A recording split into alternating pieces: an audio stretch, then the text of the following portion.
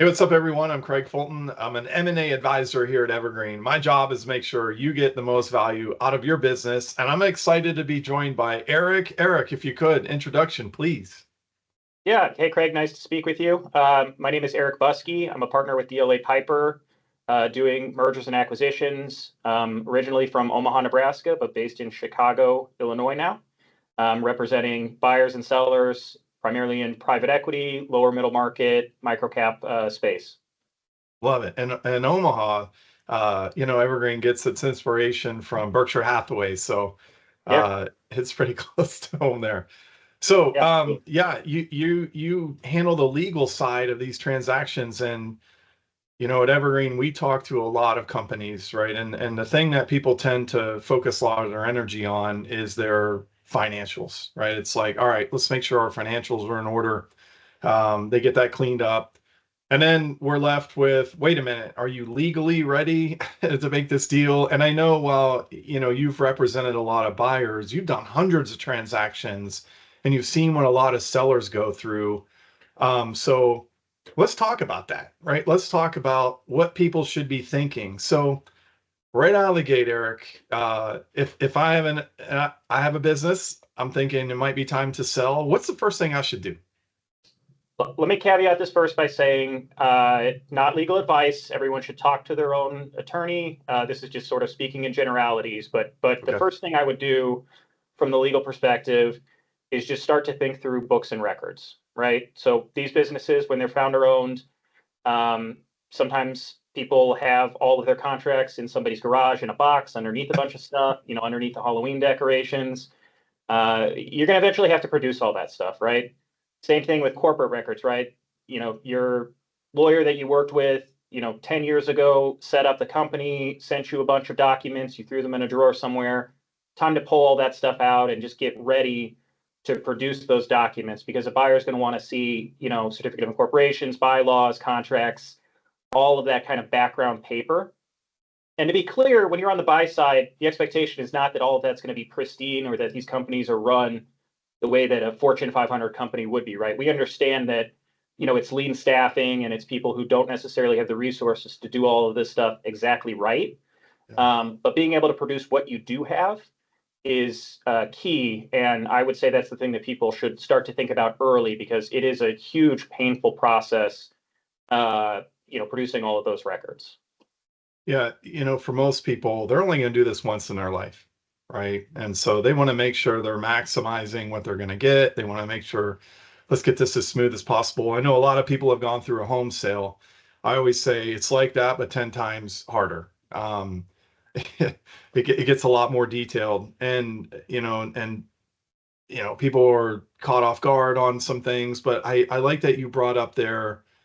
Um, we understand that everybody is not in perfect order, because a lot of people think they need to be. It's like, whoa, this is a very serious thing. And this buyer is asking a lot of very serious questions, and I don't know, and I'm scared, and I've seen people back out. And I like that guidance of, hey, it's okay. That's why we're here to help get this in better order. And so, um, well, let me ask you, like, what have been some of the gotchas that you've seen people get stuck in when it comes to this? To that point, about it not needing to be pristine. I've been doing this for a very long time. I've done hundreds of deals. There are only a couple of times in my career where a legal issue has killed a transaction, Okay. right? And most of the time, if the buyer and the seller are aligned on price and if the financials check out, we're going to figure out a way to solve the legal problems because it's just risk allocation at the end of the day, right? Yeah. So it's better to know what those issues are up front. It's better to talk about those issues up front and to disclose them, and then the lawyers can negotiate along with the business people a way to kind of allocate those risks. Yeah. But most of the time, companies are not going to be perfectly clean. And most of the time, we're going to be able to find a way to get both sides comfortable with how those risks get allocated. Where And I've seen people run into issues is just where they're not ready for that process. They can't produce documents or document production is slow because then that obviously slows down the timeline. It makes the transaction a lot more difficult. Um, and then if there are things that they're trying not to disclose, right? I mean, it's always better to be upfront about what the issues are so that we can talk about them upfront. Yeah. as opposed to, hoping somebody doesn't just figure something out. Because most of the time it's going to come up and it's going to have to be a conversation point. Better to have those conversations up front. Yeah, I know that happens in the financial review side of things. People say like, they won't notice this, and it gets found. So I can imagine with legal, it's very similar. Well, so then, okay, look, I'm not an expert in this either. I've only gone through this process about a dozen times, but I'm typically on the operations side of things. So the buy side, right? The buyer's got their legal representation. In this case, Evergreen leverages DLA Piper quite a bit. The seller should also have their own independent legal representation then. Yeah, they absolutely have to have legal counsel. Yeah. And there are great firms out there that do a lot of sell side work, and they represent a lot of founders. Because we're in the sell side, a lot of what you're doing, to your point about people only going through this one time or a couple times in their lives, is explaining things, right? Yeah. And on the buy side, in Evergreen, you guys do, dozens, hundreds of transactions. So there's a rhythm to them. When you're on the sell side and it's the first time you've gone through it, it can seem like a very overwhelming, very scary process. When the reality is most transactions are very similar in terms of the cadence. So having Okay. good sell side counsel that's familiar with that process and can help you to navigate that process is really important when you're looking to sell your business. Okay.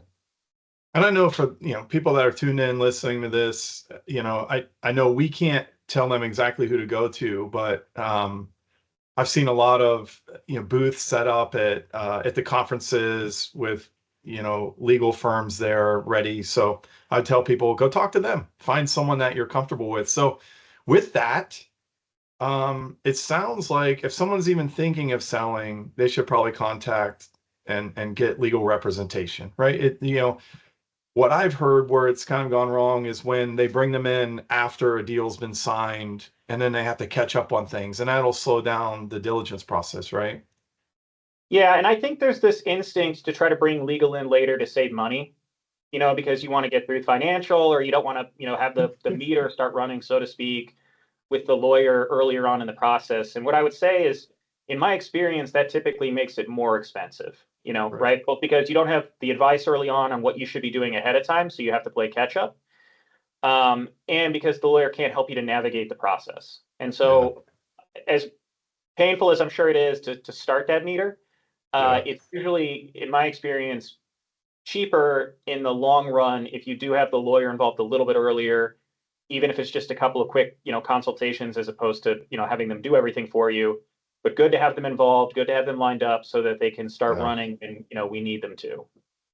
I had to laugh at that, Eric, because that would be me, right? I would be Googling, getting as many answers as I can, going on forums to say, hey, asking for a friend. Anybody know about this? And because I'm kind of cheap, and I'm like, oh man, you're charging me every time you think about me. But I think you're right, right? This is one of those times where you don't want to cheap out. You want to make sure, because again, there's a lot happening when you sell a business. There's the quality of earnings check. It's a deep dive into the financials. Then there's the legal component. There's the customer check.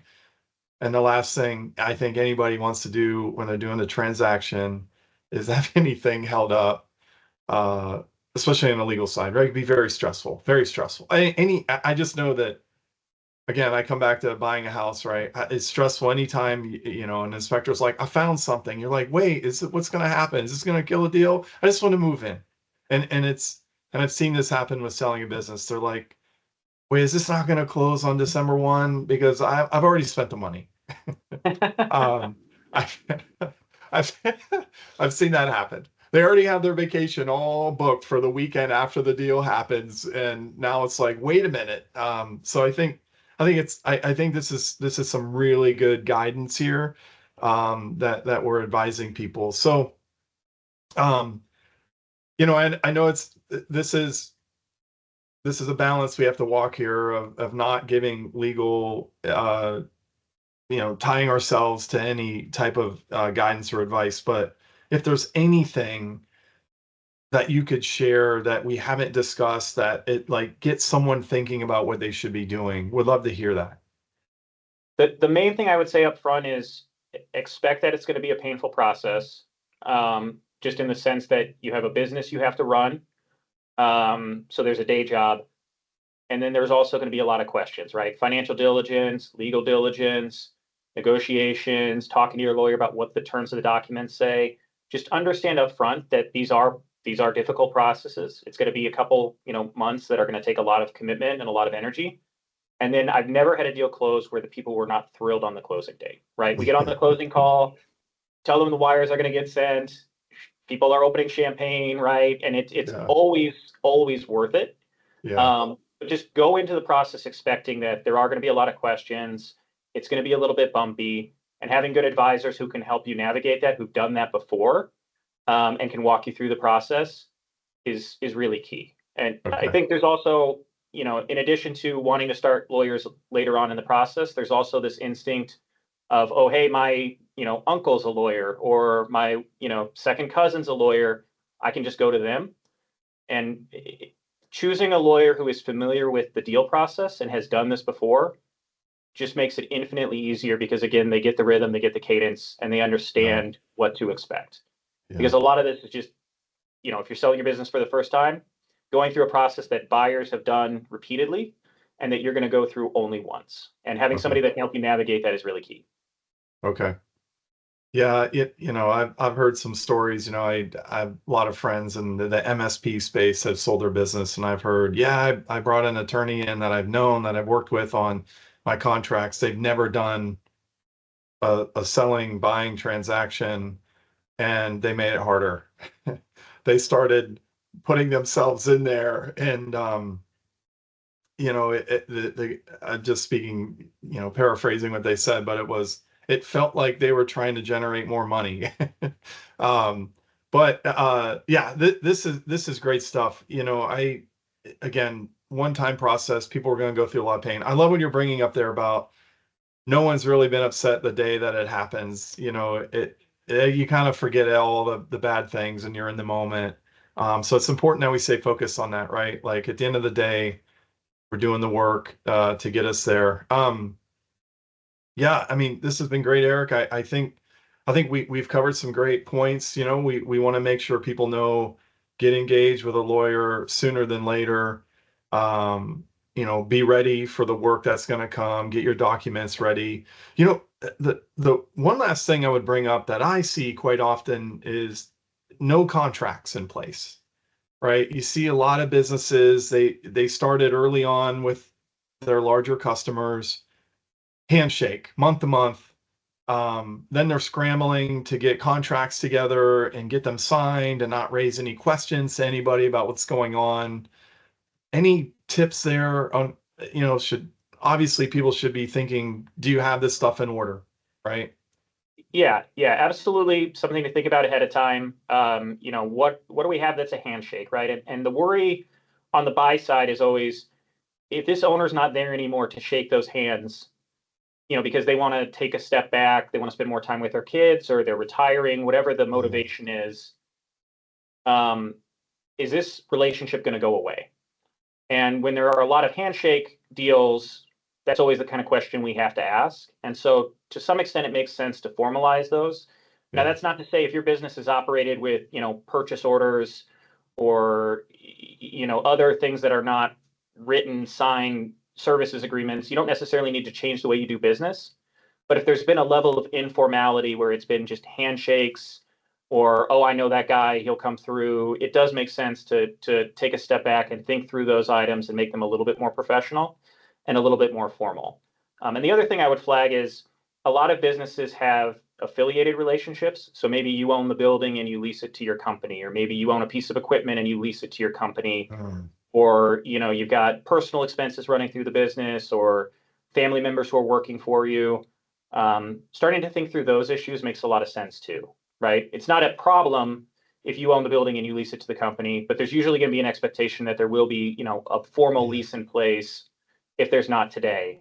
And if there are personal expenses, there's sort of an expectation that those will, come out of the business post closing. So starting to think through what are those items that, maybe run through my business today because it's my business, but don't make sense to run through it post closing, is always a good idea. And again, all that's imminently solvable. It's not a problem if those things exist today, but just being ready to deal with them is the main thing.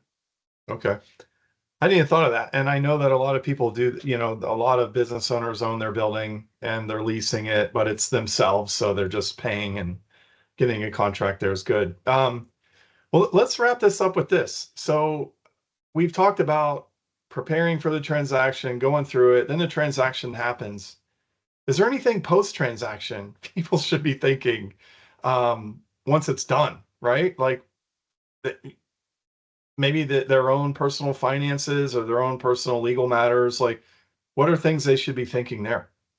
Yeah, I mean, it's always a good idea to have good advisors as it relates to, the money you receive. And, a lot of times there's rollover or there's a kind of continued investment in the business. So always good to have your own advisors. As part of the deal process, we try to structure those things so that, they're tax efficient.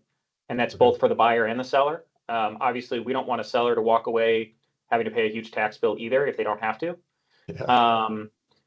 But other than that, I think it's just, being ready to partner, particularly when you're buying a business from a founder. It's usually not a clean handoff of, hey, I own the business and now I'm completely walking away, right? I mean, Evergreen partners with people, and there's kind of this expectation that the people that are running the businesses today are going to continue to do that post-closing. A lot of buyers feel that way. Yeah. And so just, being ready to kind of partner and help people understand how the business is operated and being open to ways that the business can improve moving forward is just a good mindset to have whenever you're partnering with a buyer in this space. Okay. Good stuff. All right, Eric, I think you've helped demystify some of the legal things that people need to think about when they're going through this.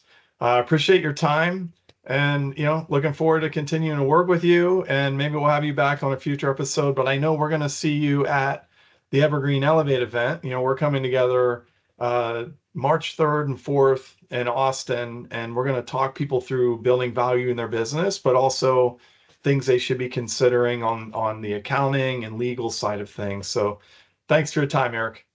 Yep. Thanks, Craig. Nice speaking with you. All right. We'll see you all soon.